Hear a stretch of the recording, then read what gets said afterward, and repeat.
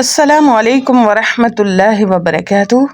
आज हम सीखेंगे कि हर हाल में अल्लाह का ज़िक्र किया जा सकता है क्या, हदीस के मुताबिक। तो आइए दरूद पढ़ते हैं।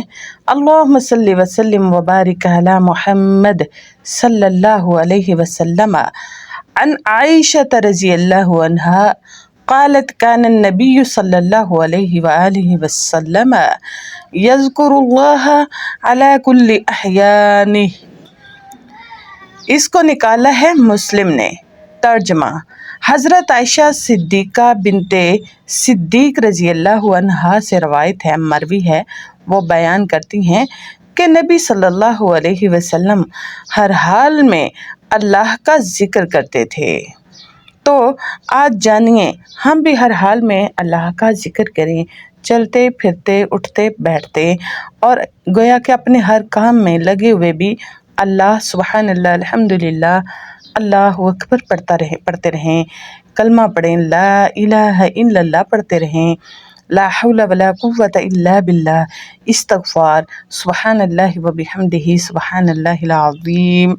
तो देखिए नबी सल्लल्लाहु अलैहि वसल्लम अपने हर हाल में, हर हालत में अल्लाह को याद करते रहते थे। कोई भी मोमिन की हालत ऐसी नहीं है जिसमें वो अल्लाह को याद नहीं कर सकता।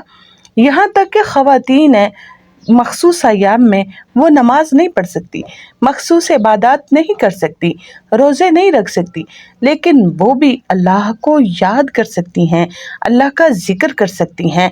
वो भी सुबहान अल्लाह, अल्हम्दुलिल्लाह, अल्लाहु अकबर, ला इलाहा इल्लल्लाह, इस्तगफार, वो भी अल्लाह को हर लम्हा याद कर सकती हैं, बल्कि करना चाहिए। अगर इन अयाम में वो अपने अज़कार रोक देती हैं, गोया वो कट ऑफ हो गए अल्लाह से, और दोबारा वापसी पर जब हम अल्लाह से कनेक्ट होते हैं तो हमारी वो रूटीन नहीं रहती, हमारा वो ईमान नहीं रहता है, हमारी वो तरतीब ही नहीं रहती है। तो लिहाजा हर हाल में अल्लाह से जुड़े रहना यही सुन्नत तरीका है, और यही इंसान और अल्लाह का नाता है। अल्लाह हमें ज़िक्र करने वाली ज़ुबान अता फ़रमाए। आमीन सुम्मा आमीन।